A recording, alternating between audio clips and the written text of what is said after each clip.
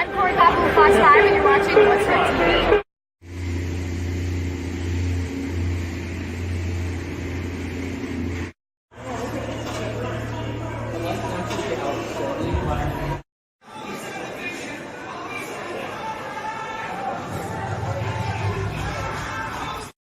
What's up? This is wutshood DC. It's your boy 5D Slow. Right at the Entertainment Sports Arena here in Washington DC, man. Here at the Athletes and Activism, made possible by the Mystics. So, so a lot of activity. Well, I don't say a lot, but not much really here. See Christy Tulliver, Mrs. Guard.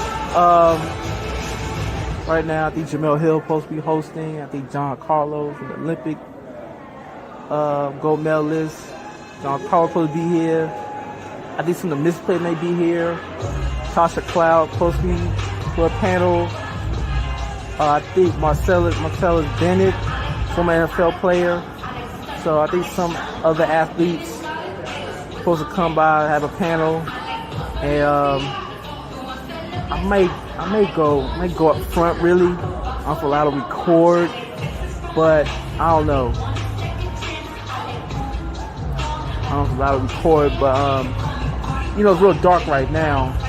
But they have like G League games. Wizards. This is the Wizards practice facility. So see, I go here. So it's been a while since I've been here. Almost a year ago. So and it's nice. It's like a room. I don't like don't like an arena though. Really, a little small, but see how things go from here, and catch you guys in a bit. So it's wutshood DC and wutshood TV, right? Yeah. Good job. So Daddy gets free lunch. I did a turkey sandwich, apple, salad. I got a little soda here, so Mic check. Man, about to chat on this. We will hear from Olympians, professional athletes, collegiate All-Americans, and from people who cover sports too.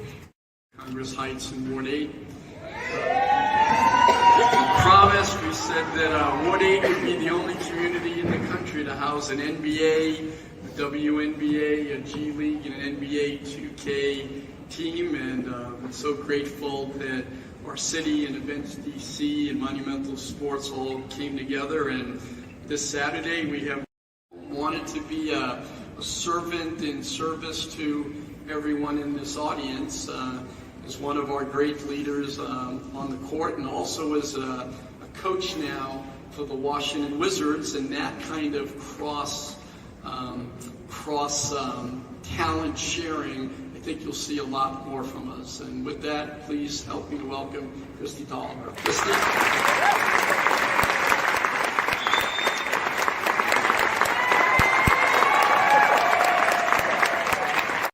Washington Mystics over there. Yeah. Now we know what business casual looks like, so when we get on the planes and these upcoming trips, you guys are ready. On behalf of my teammates, I want to welcome everyone to the new home of the Washington Mystics. We look forward to another exciting season here in our new home in Congress Heights. For the Mystics, we have long believed in using our power to stand up and speak out.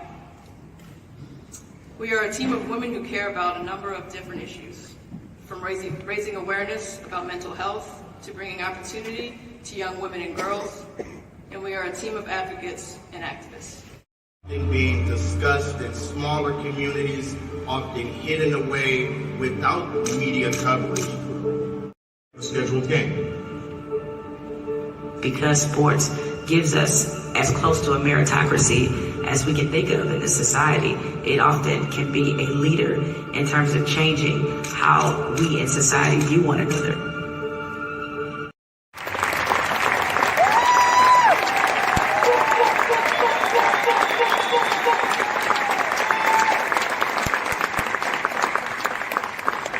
Still as great as it was before they were recognized as athletes.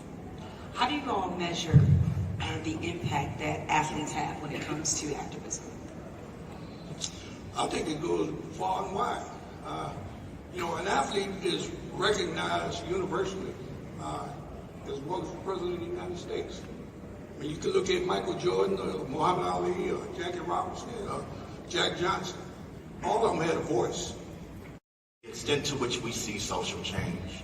I think what we have to remember about athletes is athletes don't tend to lead social revolutions. They respond to them. And so what happens is that people are on the ground in a place like Ferguson in New York after the murder of Eric Garner. And when athletes become involved, what often is a conversation taking place in a localized community becomes a national conversation. It becomes something that people can't ignore. And I think that's when athletes' involvement is most powerful and impactful. It just helps enlarge the conversation. Damien, you We was at the pivotal point in history. I think we had so much strife going on throughout the world, dealing with racial issues, social issues. As young athletes, we felt that we had a significant role in this because we traveled the world to represent America. We saw what was happening in America to people of color, blacks in particular. We felt that we wanted to make a statement of some sort, maybe to withdraw from the Olympic movement altogether. So we'll take a step back and not go to the Olympic Games. So we proposed a possible Olympic boycott. But there were so many young athletes that felt, man, I've trained all my life. I promised my kids I was going to go to the Olympics. My community is counting on me. We didn't have the right to tell these individuals, say, man, you must vacate that thought and step back. So we decided to have a vote. But before the vote, we decided that we would go and research and study to have a foundation so when they come and stick that microphone in your face, you can speak on issues. When we realized that these individuals was not on the same level we were, our next venture was to educate them, to make them understand why it was necessary to potentially create a boycott of the Olympic Games. But yet and still, through the education, it's hard to tell an individual, man, we want you to make this sacrifice. So we took a vote, and they voted to go. And uniformly said, we choose to step back and say, we love representing America, but we would want America to represent us as well. Then we decided after we went to the round process of elimination, you might say. And we got to the quarter semi, and I decided that I wanted to make a statement. I'm here at the games, but I can't just merely go and win a medal and get on the victory stand and just be there like everything is just peachy cream. So I decided that I would approach Mr. Smith. We collaborated. We agreed, yes, we will make a statement. And then we brought artifacts together. The gloves, the socks, the scarf, the beads, the Olympic Project for Human Rights button. And we approached the victory stand. Mind you now, we have been receiving threats throughout that 2-year period leading up to the games. But my thoughts were, while they might take my life, but they can never take this demonstration away. Once it's done, it's done. I felt that was far more important than my life because when I came into the games, I didn't go to the games to make a statement for John Carlos. I meant to make that statement for my kids and their peers, for your kids, for a lot of youngsters that's out in the audience today. That statement still registered 51 years later. So it was necessary to make a universal statement for people to open their minds and begin to challenge themselves in terms of what type of individual, what type of human being I am. Because I can't change it by merely putting my fist in the sky. We as a society have to change the ills of society. So we want something that's sustainable and viable, and we're looking to build a better future and willing to forego a convenient place to play today in order to build a better tomorrow for the next generation. different from those from other women's sports. I think the women's soccer team was one of the pioneering teams that fought for equality. I remember when we were playing myself in the 99ers 20 years ago, we felt it was important to not only move the envelope for ourselves, but also for all the players that come behind us. And so our battle was, we want 2 massage therapists like the men have. We want childcare paid for, we don't want to be in the middle seat on the airport, in the airplane, that kind of stuff. Ironically, those were things that were an issue for, you know, equal pay, and also these other instances of, for example, flying business class to events like the men do. So some of the things are the same, but the overall grand scheme of getting equal pay to the men's World Cup teams, especially since our team has won so many world championships and Olympic gold medals, I think this time, I'm hopeful that this current lawsuit push, a lot of people will be like, well, why are you doing this now? Well, now is the perfect time to do it. The environment has changed, it's more favorable for that, and also they launched that lawsuit on International Women's Day. So if you ask me, it was choreographed perfectly. And in women's sports, to see U.S. women's soccer, to see female hockey players mobilizing and challenging a system that has tried to basically make them live through and live with inequity. You know, Jamel, I think both Hillary and Brianna and their peers, their teammates, they're going to be in the history books. And 100 years from now, when you kids here, when your grandchildren are studying history, you're going to be studying these women and what they did in terms of American cultural history. You know, today is the greatest day to be a woman in sports until tomorrow. The glass is half full. Those of you who know me know I'm a very positive person. There are major issues out there, and you both have, I've been so lucky to cover both of you. Just last time I saw Hillary, she had a gold medal around her neck. One of the greatest games I've ever seen. The U.S. beating Canada in the 2018 Olympics. And I've seen her a fair amount, but one of those times that I saw her, she had a gold medal around her neck. I was so fortunate to be in the Rose Bowl in 1999 with the most famous save in the history of U.S. soccer. And watching Brianna and her teammates win, and one of my favorite stories in the history of my career. So I'm throwing a lot of history, a lot of thoughts into cultural history. I agree, the time is right, Jamel, and I know you agree as well. We are in the Me Too movement. Women are being heard. There's 100 women now are being called by, maybe once were called athletes or sisters or cousins, and now they're being called congresswomen. 25 women in the Senate, women running for president, to the point where it doesn't even surprise us when another woman announces that she's running for president. Of course, Hillary Clinton in 2016 winning the popular vote. So this is the time. Not that we're being political or anything, but as a journalist covering this, I have seen a change. To kind of get to the point you were asking, it is a bigger deal now. Sports sections are aware of it. We've done a terrible job, mainstream sports media, covering women's sports. We've missed it.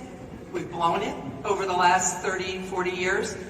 But now the pressure is on, thanks to people like you. The story about soccer was on A1 of the New York Times, USA Today. We put these things right out front, my columns. I deal with these issues, and now they're part of the conversation in a way they never were before, and that is progress. We want to welcome you to our new entertainment and sports arena here in Congress Heights in Ward 8. And we are very much looking forward to Saturday's Mystics home opener, right? What male athletes have done in bringing positive change through activism. And many of those stories become stories that are taught in school or common pop culture references. And they are certainly powerful stories. But we want everybody to know they're not the only stories. Still today, we have so many examples of women in sports leading important national conversations. We heard a few just moments ago.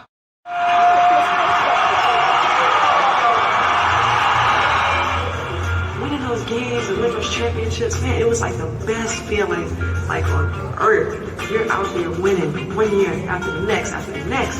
I mean, I felt like a rock star, I'm not gonna lie. I was like on top of the world. Miqua Holtzclaw here with Monumental Sports Network broadcaster Megan McPhee.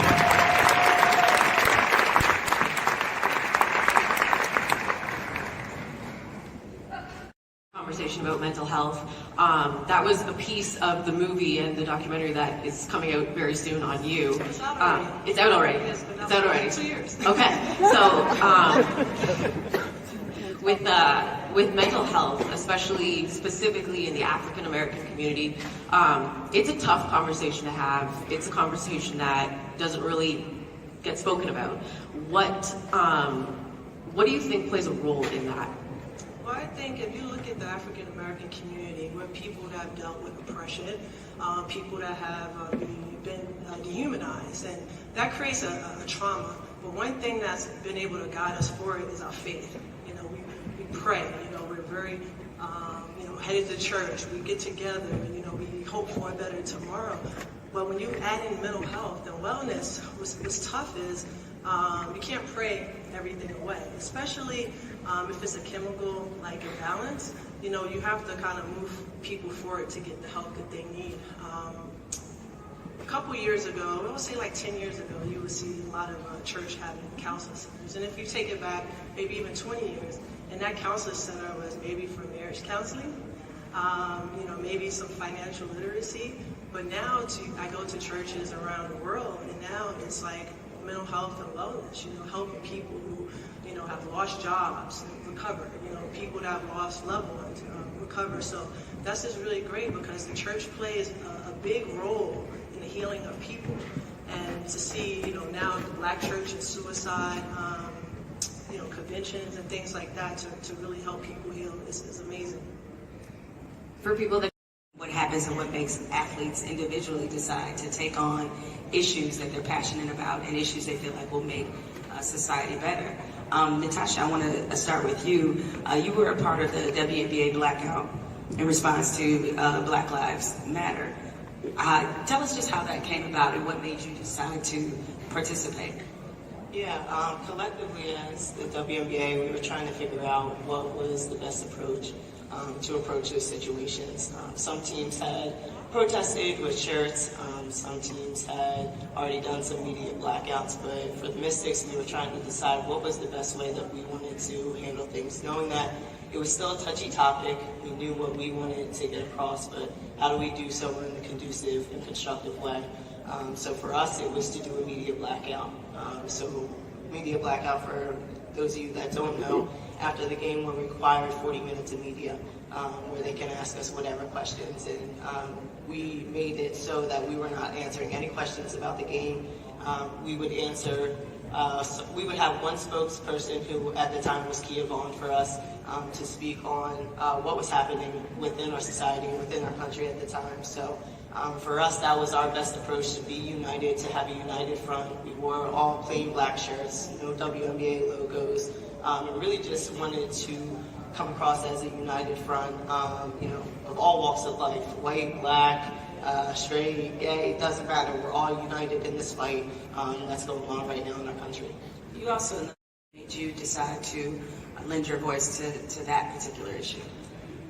In all aspects, my mindset is, for me as an athlete, I've been blessed with a platform, and I feel that I would be doing a disservice to a lot of people that look like me out in this world that are suffering from inequalities or injustices if I don't speak up. I feel like that's part of the problem. So with our platform here, with Monumental and the Mystics, I chose to speak on the abortion law and how asinine I do think those laws are. Right now, we've decided, right now in this country, we have decided that we can allow for a majority of white men to sit down in a room and decide what is the best decisions for a woman's body and for women's health moving forward. What's even more frustrating is that we have women sitting in those rooms making those decisions as well. So for us in the WNBA, us on the Mystics, you know, we want to have our voices heard that, you know, we're not a piece of property that needs laws and regulations. We are our own individuals, and I like to say I'm pro mind your business, because at the end of the day, team mind your business. I'm pro mind your business because at the end of the day, no one has the right to tell me what I can and cannot do with my body, that I don't have the rights to my body, that I can't make decisions for my best interest in my health, for the best interest of my life, about criminalizing women for making decisions that best interest their life, their health, and their well-being, that's asinine to me. On your own team, in the locker room, just what kind of conversations did that protest create? Well, each team I've been on was a different conversation depending on the location, where those guys come from. I think the biggest thing that was missing through it all was empathy. There wasn't a lot of empathetic approaches to what was actually being going on, what the conversation was actually about. Everyone was so firm and so thinking someone wanted their sympathy. No one wanted your sympathy. We wanted you to empathize with what was going on in the world. And a lot of conversations were all over the place. There was no true direction of where the conversation should go or where it should be taken. And that was like one of the major issues with the entire protest. It wasn't aligned in the information that was being received, the way the information was being delivered. It was a bunch of individuals attacking a major problem that included every single person in the room. Now, what is it about football? Maybe it's its popularity. You're better situated to answer this question than me, but what is it about football that when you see a Colin Kaepernick protest or players speaking about same-sex marriage, it registers differently in the public? Yeah, so I think we heard it from a lot of different panelists. I mean, athletes have a tremendous amount of cultural capital, right? We live in a sport-obsessed country, a sport-obsessed world. You go to any high school or middle school, the hallways are lined with sports trophies. The back of every newspaper is the sports section, and so when an athlete speaks, people listen. And I think when you look at the amount of coverage and visibility that certain sports get, that microphone is bigger and larger in certain sports than it is in others. I think also when we look at LGBTQ issues, sometimes that person who you think is the least likely to be an ally, when they actually then show up and say something that's in support of equality and justice, that also I think can open people's eyes and get them to listen in a really unique way. So I think still in 2019, there's this assumption that sport is not a welcoming space for the LGBTQ community. There's an assumption that football players are homophobic, or that more male athletes are homophobic. And so I think whenever you have somebody who has that confidence to disprove that assumption, it connects with people in a really unique way. And again, we've heard from so many people today, like sport speaks to people across language barriers. I think it brings people together across political opinions. And so when you get that right messenger to deliver that right message, it has a huge impact. Now, you want and need to live your life that are not necessarily conducive in the sport that you chose. Like, you told a story before about Ramadan. You were fasting during Ramadan, and your coach's reaction to that. Why don't you tell everyone that story? I'm sure most of us at this point know what Ramadan is, but for those of you who don't, Muslims observe a fast. 29 or 30 days we fast from sunup to sundown, and we abstain from food, any liquids, water, anything. And I am often training for the last few years during Ramadan. World Championships always falls during Ramadan, and at training camps, the national coach would, call me it's like so stupid. Like, what are you doing? Like, you're gonna kill yourself.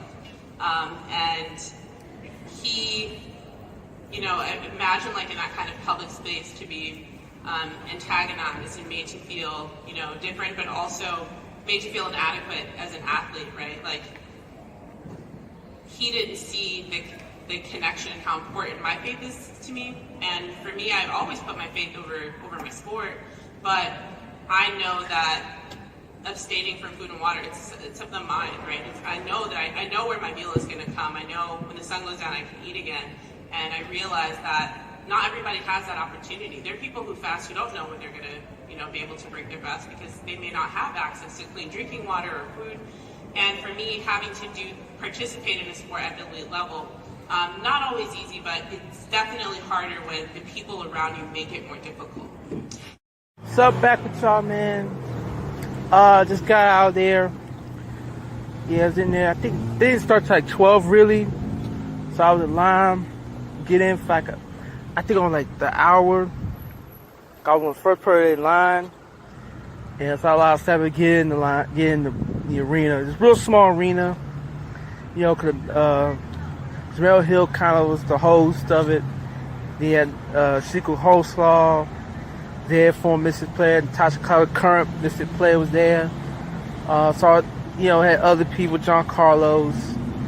And it was pretty much good at free food. And Sarah's actually coming out too. So, it's a nice little venue. You know, it's real small. But, yeah, Taylor Youngsters came. Chrissy Tolver spoke. And that's pretty much it. And, I guess that's pretty much it. So, people from the Mystics, we was the proud sponsor that really kind of for the event. Yeah, I did for the event, but other than that, everything was cool. So, and I'm about to bounce out of here. So, it's your boy Fadisa, Case Love. I'm out. Peace.